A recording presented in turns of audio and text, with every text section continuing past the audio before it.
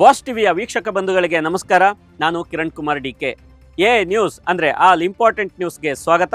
ಇವತ್ತಿನ ಪ್ರಮುಖ ನ್ಯೂಸ್ಗಳನ್ನ ಕ್ವಿಕ್ ಆಗಿ ಹೇಳ್ತೀನಿ, ನೋಡೋಣ ಬನ್ನಿ.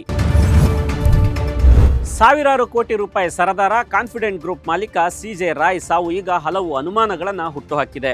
ಕಾನ್ಫಿಡೆಂಟ್ ಅನ್ನೋ ಬೃಹತ್ ಕಂಪನಿ ಬೆಳೆಸಿದ ಮೇಲೆ ರಾಯ್ ಕಾನ್ಫಿಡೆಂಟ್ ಕಳ್ಕೊಂಡು ಆತ್ಮಹತ್ಯೆಗೆ ಶರಣಾಗಿದ್ದಾರೆ ಅನ್ನಲಾಗ್ತಿದೆಯಾದರೂ ಈ ಪ್ರಕರಣ ಹಲವು ಆಯಾಮಗಳಲ್ಲಿ ತನಿಖೆಯಾಗ್ತಿದೆ.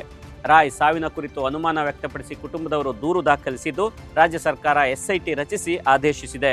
IPS ಅಧಿಕಾರಿ ವಂಶಿಕೃಷ್ಣ ನೇತೃತ್ವದ ತಂಡ ತನಿಖೆ ನಡೆಸಲಿದೆ.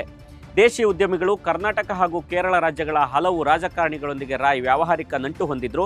ಅಂತಾರಾಷ್ಟ್ರೀಯ ಮಟ್ಟದಲ್ಲಿ ಬಿಸ್ನೆಸ್ ಹೊಂದಿದ್ದ ರಾಯ್ ಉದ್ಯಮದ ಹೆಸರಲ್ಲಿ ಬೇರೆ ಬೇರೆ ರಾಷ್ಟ್ರಗಳಲ್ಲಿ ವಿವಿಧ ವ್ಯವಹಾರಗಳಿಗೆ ಫಂಡಿಂಗ್ ಮಾಡಿದ್ರು. ಮುಂಬರುವ ಕೇರಳ ಎಲೆಕ್ಷನ್ಗಾಗಿ ಕೆಲ ರಾಜಕಾರಣಿಗಳ ಬೆನ್ನಿಗೆ ನಿಂತಿದ್ರು ಎನ್ನಲಾಗ್ತಿದೆ. ಹಲವು ಬಾರಿ IT ವಿಚಾರಣೆಗೆ ಗುರಿಯಾಗಿದ್ದ ರಾಯ್ ಇದೀಗ ತನಿಖೆಗೆ ಹೆದರಿ ಆತ್ಮಹತ್ಯೆ ಮಾಡಿಕೊಳ್ಳುತ್ತಾರೆ ಅಂದ್ರೆ ಅದರ ಹಿಂದೆ ಬೇರೇನೋ ರಹಸ್ಯವಿದೆ ಎಂಬ ಮಾತುಗಳು ಕೇಳಿಬರ್ತಿವೆ. ರಾಯ್ ಮೃತಪಟ್ಟಾಗ IT ಅಧಿಕಾರಿಗಳು ಮಾತ್ರ ಅವರೊಂದಿಗಿದ್ರು. ಹಾಗಾಗಿ ರಾಯ್ ಅವರೇ ಶೂಟ್ ಮಾಡ್ಕೊಂಡ್ರ ಅಥವಾ ಅಧಿಕಾರಿಗಳು ಶೂಟ್ ಮಾಡಿದ್ರ ಅನ್ನೋ ಅನುಮಾನವಿದೆ ಅಂತ ಶಾಸಕ ಪ್ರದೀಪ್ ಈಶ್ವರ್ ಗಂಭೀರ ಆರೋಪ ಮಾಡಿದ್ದಾರೆ. ಮತ್ತೊಂದೆಡೆ ರಾಯ್ ಸೂಸೈಡ್ ಕೇಸ್ ಈಗ ರಾಜಕೀಯ ಸ್ವರೂಪ ಪಡೆದುಕೊಂಡಿದ್ದು ಕೇಂದ್ರ ಸರ್ಕಾರದ ಮಾತು ಕೇಳದವರ ಮೇಲೆ IT ಅಧಿಕಾರಿಗಳ ಕಿರುಕುಳ ಹೆಚ್ಚಾಗ್ತಿದೆ ಅಂತ ಸಚಿವ ಪ್ರಿಯಾಂಕ್ ಖರ್ಗೆ ಆರೋಪಿಸಿದ್ರೆ ಈ ಪ್ರಕರಣವನ್ನು ಗಂಭೀರವಾಗಿ ಪರಿಗಣಿಸಿ ತನಿಖೆ ನಡೆಸಲಾಗ್ತಿದೆ ಅಂತ DCM DK ಶಿವಕುಮಾರ್ ಹೇಳಿದ್ದಾರೆ. ಫೆಬ್ರವರಿ 1 ಸಂಡೇ, ಎಲ್ಲ ರಜೆ ಇರುತ್ತೆ. ಸರ್ಕಾರಿ ಕಚೇರಿಗಳಿಂದ ಹಿಡಿದು ಷೇರು ಮಾರ್ಕೆಟ್ವರೆಗೂ ಹಾಲಿಡೇ ಇರುತ್ತೆ ಅಂತ ಬಹುತೇಕರು ಅಂದ್ಕೊಂಡಿರ್ತಾರೆ. ಆದರೆ ಹಣಕಾಸು ಸಚಿವೆ ನಿರ್ಮಲಾ ಸೀತಾರಾಮನ್ ಫೆಬ್ರವರಿ 1 ಅಂದರೆ ಇದೇ ಭಾನುವಾರ ಯೂನಿಯನ್ ಬಜೆಟ್ ಮಂಡಿಸ್ತಿರೋದ್ರಿಂದ ಈ ಸಂಡೇ ಚಟುವಟಿಕೆಯಿಂದ ಕೂಡಿರುತ್ತೆ. ಬಜೆಟ್ನಲ್ಲಿ ನಿರ್ಮಲಾ ಮಾಡುವ ಘೋಷಣೆಗಳ ಮೇಲೆ ದೇಶದ ಜನರ ಗಮನ ನೆಟ್ಟಿದೆ. ವೀಕೆಂಡ್ನಲ್ಲಿ 2 ದಿನ ರಜೆ ಇರುತ್ತಿದ್ದ ಷೇರುಪೇಟೆ ಈ ಬಾರಿ ಭಾನುವಾರ ಓಪನ್ ಆಗಿರುತ್ತೆ. ಬಜೆಟ್ನಲ್ಲಿನ ಅಂಶಗಳಿಗೆ ಷೇರುಪೇಟೆ ರಿಯಾಕ್ಟ್ ಮಾಡೋದ್ರಿಂದ ಭಾನುವಾರ ಯಾವ ದಿಕ್ಕಿನಲ್ಲಿ ಮಾರ್ಕೆಟ್ ಸಾಗಲಿದೆ ಅನ್ನೋ ಕುತೂಹಲ ನೆಟ್ಟಿದೆ. ಒಂದೆಡೆ ಕಮಾಡಿಟಿ ಮಾರ್ಕೆಟ್ನಲ್ಲಿ ಶುಕ್ರವಾರ ಡಾಲರ್ ಎದುರು ಚಿನ್ನ ಹಾಗೂ ಬೆಳ್ಳಿ ಹಿಂದೆಂದೂ ಕಂಡರಿಯದಷ್ಟು ಕುಸಿತವನ್ನು ಕಂಡಿದ್ರೆ, ಭಾರತದಲ್ಲಿ ಬೆಳ್ಳಿ ಬೆಲೆ 40,000 ಮತ್ತು ಚಿನ್ನ 9,545 ರೂಪಾಯಿ ಕುಸಿದಿದೆ. ಅಂದರೆ 1 kg ಬೆಳ್ಳಿ ಬೆಲೆ 3,39,350ಕ್ಕೆ ಕುಸಿದಿದ್ರೆ 24 ಕ್ಯಾರೆಟ್ ಚಿನ್ನ 10 ಗ್ರಾಮ್ಗೆ 1,65,795 ರೂಪಾಯಿಗೆ ಇಳಿದಿತ್ತು. ಬಜೆಟ್ನಲ್ಲಿ ಘೋಷಣೆಗಳು ಹಣದುಬ್ಬರಕ್ಕೆ ಕಡಿವಾಣ ಹಾಕುವ ಜೊತೆಗೆ ಚಿನ್ನದ ಬೆಲೆ ನಿಯಂತ್ರಣಕ್ಕೆ ಪೂರಕವಾಗಿರುತ್ತವೆ ಅನ್ನೋದು ಸದ್ಯ ಜನಸಾಮಾನ್ಯರ ಪ್ರಮುಖ ಕುತೂಹಲವಾಗಿದೆ. ಮಹಾರಾಷ್ಟ್ರದ ರಾಜಕೀಯ ಮತ್ತೊಂದು ಮಹಾ ಬೆಳವಣಿಗೆಗೆ ಸಾಕ್ಷಿಯಾಗುವ ಮುನ್ಸೂಚನೆ ಸಿಕ್ಕಿದೆ. DCM ಅಜಿತ್ ಪವಾರ್ ವಿಮಾನ ದುರಂತದಲ್ಲಿ ಮಡಿದ ನಂತರ NCPಯ ಎರಡೂ ಬಣಗಳು ಒಂದಾಗುವ ಲಕ್ಷಣಗಳು ಮತ್ತಷ್ಟು ಚುರುಕು ಪಡೆದುಕೊಳ್ಳುತ್ತಿವೆ. ಈಗಾಗಲೇ ಅಜಿತ್ ಪವಾರ್ ಪುತ್ರ ಪಾರ್ಥ್, ಅಜ್ಜ ಶರದ್ ಪವಾರ್ ಭೇಟಿಯಾಗಿ ಪಕ್ಷ ವಿಲೀನ ಮಾಡುವ ಕುರಿತು ಮಾತುಕತೆ ನಡೆಸಿದ್ದಾರೆ. NCP ಮುಖ್ಯಸ್ಥ ಶರದ್ ಪವಾರ್ ಸಾರಥ್ಯವನ್ನು ಧಿಕ್ಕರಿಸಿ ಗುಂಪು ಕಟ್ಟಿಕೊಂಡು ಅಜಿತ್ ಪವಾರ್ BJP ಜೊತೆಗೆ ಕೈ ಜೋಡಿಸಿದ್ರು. 2024ರ ಚುನಾವಣೆಯಲ್ಲಿ ಅಜಿತ್ ಪವಾರ್ ಬಣ 40 ಸ್ಥಾನ ಗೆದ್ದಿತ್ತು. ಆದರೆ ಜನವರಿ 28ರಂದು ಬಾರಾಮತಿಯಲ್ಲಿ ಅಜಿತ್ ಪವಾರ್ ವಿಮಾನ ದುರಂತಕ್ಕೀಡಾಗಿ ಮೃತಪಟ್ಟರು. ಈ ಸಾವಿನ ಬೆನ್ನಲ್ಲೇ BJP ನೇತೃತ್ವದ ಮಹಾಯುತಿ ಮೈತ್ರಿಕೂಟ ಅಜಿತ್ ಪವಾರ್ ಪತ್ನಿ ಸುನೇತ್ರಾ ಪವಾರ್ಗೆ DCM ಸ್ಥಾನ ನೀಡಿದೆ. ಈ ಮೂಲಕ ಸುನೇತ್ರಾ ಮಹಾರಾಷ್ಟ್ರದ ಮೊದಲ ಮಹಿಳಾ DCM ಎಂಬ ಹೆಗ್ಗಳಿಕೆಗೆ ಪಾತ್ರರಾಗಿದ್ದಾರೆ. ಸುನೇತ್ರಾಗೆ ಈ ಹುದ್ದೆ ನೀಡಿರೋದು NCPಯ ಎರಡೂ ಬಣಗಳ ವಿಲೀನದ ಕನಸು ಕಾಣುತ್ತಿದ್ದಂತಹ ಶರದ್ ಪವಾರ್ಗೆ ಹಿನ್ನಡೆ ಆಗಲಿದೆಯಾ ಅನ್ನೋದು ಮುಂದಿನ ವಾರದಲ್ಲಿ ತಿಳಿದುಬರಲಿದೆ. ಹೆಣ್ಣು ಮಕ್ಕಳ ಆರೋಗ್ಯ ಸಂಬಂಧಿಸಿ ದೇಶದ ಎಲ್ಲ ಸರ್ಕಾರಿ ಮತ್ತು ಖಾಸಗಿ ಶಾಲೆಗಳಿಗೆ ಸುಪ್ರೀಂ ಕೋರ್ಟ್ ಸ್ಪಷ್ಟವಾದ ನಿರ್ದೇಶನ ನೀಡಿದೆ. 6ನೇ ತರಗತಿಯಿಂದ 12ನೇ ಕ್ಲಾಸ್ವರೆಗಿನ ವಿದ್ಯಾರ್ಥಿನಿಯರಿಗೆ ಜೈವಿಕ ಮುಟ್ಟಿನ ಸ್ಯಾನಿಟರಿ ಪ್ಯಾಡ್ಗಳನ್ನು ಉಚಿತವಾಗಿ ಎಲ್ಲ ರಾಜ್ಯಗಳು ಮತ್ತು ಕೇಂದ್ರಾಡಳಿತ ಪ್ರದೇಶಗಳು ನೀಡಬೇಕು ಅಂತ ಆದೇಶ ನೀಡಿದೆ. ಕೇಂದ್ರ ಸರ್ಕಾರ ಜಾರಿಗೊಳಿಸಿದ ವಿದ್ಯಾರ್ಥಿನಿಯರಿಗೆ ಮುಟ್ಟಿನ ನೈರ್ಮಲ್ಯ ನೀತಿ ಅನುಷ್ಠಾನದ ಕುರಿತು 2024ರಲ್ಲಿ ಜಯಾ ಠಾಕೂರ್ ಎನ್ನುವರು ಸಾರ್ವಜನಿಕ ಹಿತಾಸಕ್ತಿ ಅರ್ಜಿ ಸಲ್ಲಿಸಿದ್ರು. ವಿಚಾರಣೆ ನಡೆಸಿದ ದ್ವಿಸದಸ್ಯ ಪೀಠ ವಿದ್ಯಾರ್ಥಿನಿಯರಿಗೆ ಪ್ಯಾಡ್ ಒದಗಿಸುತ್ತಿರುವುದನ್ನು ರಾಜ್ಯ ಸರ್ಕಾರಗಳು ಖಚಿತಪಡಿಸಿಕೊಳ್ಳಬೇಕು. ಖಾಸಗಿ ಶಾಲೆಗಳು ಇದನ್ನು ಒದಗಿಸಲು ವಿಫಲರಾದರೆ ಅವುಗಳ ಮಾನ್ಯತೆ ರದ್ದು ಮಾಡಬೇಕಾಗುತ್ತೆ ಅಂತಲೂ ಖಡಕ್ ಸೂಚನೆ ನೀಡಿದೆ.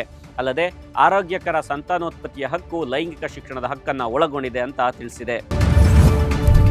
ಪಡಿತರ ಪಡೆಯೋಕೆ ಜನರು ನ್ಯಾಯಬೆಲೆ ಅಂಗಡಿ ಮುಂದೆ ಸಾಲುಗಟ್ಟಿ ನಿಲ್ಲೋದು ಎಲ್ಲರಿಗೂ ಗೊತ್ತು. ಅದರಲ್ಲೂ ಕೆಲವು ಕಡೆ ಬೆಳಗ್ಗೆಯಿಂದಲೇ ರೇಷನ್ಗಾಗಿ ಕ್ಯೂ ನಿಲ್ಲೋದು ನೋಡೇ ಇರ್ತೀರಿ. ಇನ್ನೊಂದು ಕಡೆ ಅಕ್ರಮ BPL ಕಾರ್ಡ್ಗಳ ಹಾವಳಿಯಿಂದ ಫಲಾನುಭವಿಗಳಿಗೆ ರೇಷನ್ ಸಿಗೋದಿಲ್ಲ. ಇಂತಹ ಬಿಕ್ಕಟ್ಟುಗಳ ಮಧ್ಯೆ ಕೇಂದ್ರ ಸರ್ಕಾರ ಹೊಸದೊಂದು ಸ್ಮಾರ್ಟ್ ಯೋಜನೆ ಜಾರಿಗೆ ತರೋಕೆ ಮುಂದಾಗಿದೆ. ಅದುವೇ ಡಿಜಿಟಲ್ ಫುಡ್ ಕೂಪನ್. ಈಗಾಗಲೇ ಕೇಂದ್ರ ಸರ್ಕಾರ ಡಿಜಿಟಲ್ ಫುಡ್ ಕೂಪನ್ ವ್ಯವಸ್ಥೆ ಜಾರಿ ಮಾಡಲು ಪ್ರಯೋಗ ನಡೆಸಿದೆ. ಮುಂದಿನ ತಿಂಗಳಿನಿಂದ ಸೀಮಿತ ಯೋಜನೆಯು PMGKAY ಮತ್ತು NFSA ಅಡಿಯಲ್ಲಿ ಪಡಿತರಗಳನ್ನು CBDC ಆಧಾರಿತ ಕೂಪನ್ಗಳಿಗೆ ಲಿಂಕ್ ಮಾಡಲಾಗುತ್ತೆ.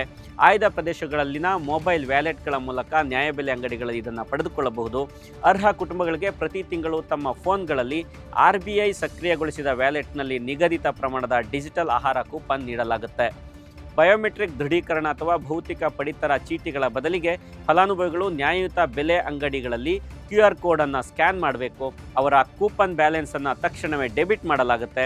ಆಹಾರ ಧಾನ್ಯಗಳನ್ನು ವಿತರಣೆ ಮಾಡಲಾಗುತ್ತೆ. ಪಡಿತರ ಕ್ರಮಗಳಿಗೆ ಬ್ರೇಕ್ ಹಾಕಲು ಈ ನಿರ್ಧಾರ ಕೈಗೊಳ್ಳಲಾಗಿದೆ ಅಂತ ಹೇಳಲಾಗ್ತಿದೆ. ಇಷ್ಟು ದಿನ ಸಣ್ಣ ಆಫೀಸ್ ಅಂಗಡಿಗಳನ್ನು ಮಾಡಿಕೊಂಡು ನೋಂದಣಿ ಮಾಡಿಕೊಳ್ಳದೆ ಕಾರ್ಯನಿರ್ವಹಿಸುತ್ತಿದ್ದವರಿಗೆ ಇದೊಂದು ಮಹತ್ವದ ಸುದ್ದಿ. ಸಣ್ಣ ಪುಟ್ಟ ಅಂದರೆ ಕನಿಷ್ಠ 10 ಜನ ಸಿಬ್ಬಂದಿ ಇದ್ರೂ ಕಡ್ಡಾಯವಾಗಿ ರಿಜಿಸ್ಟ್ರೇಷನ್ ಮಾಡಿಸಲೇಬೇಕು. ಹೌದು, ವಿವಿಧ ವಲಯಗಳಲ್ಲಿ ಕೆಲಸ ಮಾಡುತ್ತಿರುವ ಕಾರ್ಮಿಕರ ಹಿತದೃಷ್ಟಿ ಗಮನದಲ್ಲಿಟ್ಟುಕೊಂಡು ವೃತ್ತಿಪರ ಸುರಕ್ಷತೆ, ಆರೋಗ್ಯ ಮತ್ತು ಕೆಲಸದ ಪರಿಸ್ಥಿತಿಗಳ ನಿಯಮಗಳು 2026 ಅನ್ನು ರಾಜ್ಯ ಸರ್ಕಾರ ಅಧಿಕೃತವಾಗಿ ಜಾರಿಗೊಳಿಸಿದೆ.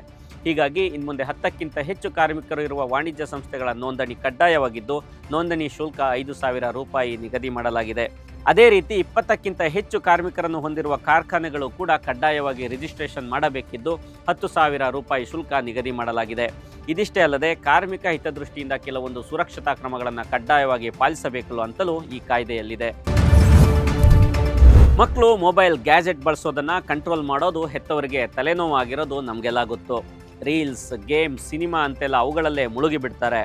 ಇದರಿಂದ ಸಣ್ಣ ವಯಸ್ಸಿನ ಮಕ್ಕಳ ದೈಹಿಕ ಹಾಗೂ ಮಾನಸಿಕ ಆರೋಗ್ಯ ಮತ್ತು ವರ್ತನೆಯ ಮೇಲೆ ನೆಗೆಟಿವ್ ಪರಿಣಾಮ ಬೀರ್ತಿದೆ. ಆದ್ರೀಗ ಇದಕ್ಕೆಲ್ಲ ಕಡಿವಾಣ ಹಾಕೋಕೆ ರಾಜ್ಯ ಸರ್ಕಾರ ಚಿಂತನೆ ನಡೆಸಿದೆ. ಅಪ್ರಾಪ್ತರಲ್ಲಿ ಸೋಷಿಯಲ್ ಮೀಡಿಯಾ ದುರ್ಬಳಕೆ ಹಾಗೂ ವ್ಯಸನ ತಡೆಯಲು ಸರ್ಕಾರ ಮುಂದಾಗಿದೆ. 16 ವರ್ಷದ ಒಳಗಿನವರಿಗೆ ಸಾಮಾಜಿಕ ಮಾಧ್ಯಮಗಳನ್ನು ನಿಷೇಧಿಸುವ ಆಲೋಚನೆಯನ್ನು ಸರ್ಕಾರ ಹೊಂದಿರುವ ಬಗ್ಗೆ IT-BT ಸಚಿವ ಪ್ರಿಯಾಂಕ್ ಖರ್ಗೆ ಮಾಹಿತಿ ನೀಡಿದ್ದಾರೆ. ಈಗಾಗಲೇ ಫಿನ್ಲ್ಯಾಂಡ್, ಆಸ್ಟ್ರೇಲಿಯಾ ಈ ಕ್ರಮ ಕೈಗೊಂಡಿವೆ. ಬ್ರಿಟನ್ ಕೂಡ ಇದನ್ನು ಜಾರಿಗೆ ತರೋ ಬಗ್ಗೆ ಚಿಂತನೆ ನಡೆಸ್ತಿದೆ. ಅದೇ ರೀತಿಯಲ್ಲಿ ರಾಜ್ಯದಲ್ಲೂ ಮಕ್ಕಳಿಗೆ ಸೋಷಿಯಲ್ ಮೀಡಿಯಾ ಬ್ಯಾನ್ ಮಾಡಲು ಸರ್ಕಾರ ಮುಂದಾಗಿದೆ ಎನ್ನಲಾಗ್ತಿದೆ. ಇನ್ನೊಂದು ಕಡೆ ಕೇಂದ್ರ ಸರ್ಕಾರವೂ ಈ ವಿಚಾರವನ್ನು ಗಂಭೀರವಾಗಿ ಪರಿಗಣಿಸಿದ್ದು ಮಕ್ಕಳ ಮೊಬೈಲ್ ಬಳಕೆಯನ್ನು ನಿಯಂತ್ರಿಸಲು ಕ್ರಮಗಳನ್ನು ಘೋಷಿಸಲು ಸಿದ್ಧತೆ ಮಾಡಿಕೊಂಡಿರೋದಾಗಿ ತಿಳಿದು ಬಂದಿದೆ. ವೀಕ್ಷಕರೇ, ಇದಾಗಿತ್ತು ಇವತ್ತಿನ AI ನ್ಯೂಸ್, ಅಂದರೆ ಆಲ್ ಇಂಪಾರ್ಟೆಂಟ್ ನ್ಯೂಸ್. ನಾಳೆ ಸೆಂಟ್ರಲ್ ಬಜೆಟ್, ಈ ಬಜೆಟ್ ಸಂಬಂಧಿಸಿದಂತಹ ಅಪ್ಡೇಟ್ಗಳ ಮೂಲಕ ನಾನು ನಿಮ್ಮ ಮುಂದೆ ಬರ್ತೀನಿ. ಅಲ್ಲಿವರೆಗೂ ವಾಚ್ TV ಕನ್ನಡ ಚಾನಲನ್ನು ನೋಡ್ತಾ ಇರಿ, ಸಬ್ಸ್ಕ್ರೈಬ್ ಮಾಡಿ, ಫಾಲೋ ಮಾಡಿ, ಕಂಟೆಂಟ್ಗಳನ್ನು ಲೈಕ್ ಮಾಡಿ, ಶೇರ್ ಮಾಡಿ ಮತ್ತು ನಿಮ್ಮ ಅಭಿಪ್ರಾಯಗಳನ್ನು ಕಮೆಂಟ್ ಮೂಲಕ ತಿಳಿಸಿ. ನಮಸ್ಕಾರ. ಲೇಟೆಸ್ಟ್ ಹಾಗೂ ಇಂಟ್ರೆಸ್ಟಿಂಗ್ ಸುದ್ದಿಗಳಿಗಾಗಿ ವಾಚ್ TV ಕನ್ನಡ ಚಾನಲ್ನ ಸಬ್ಸ್ಕ್ರೈಬ್ ಮಾಡಿ. ಹಾಗೆಯೇ ಬೆಲ್ ಐಕಾನ್ ಪ್ರೆಸ್ ಮಾಡಿ. ಇದರ ಜೊತೆಗೆ Facebook, Instagram, X ನಲ್ಲೂ ಮಿಸ್ ಮಾಡದೆ ಫಾಲೋ ಮಾಡಿ.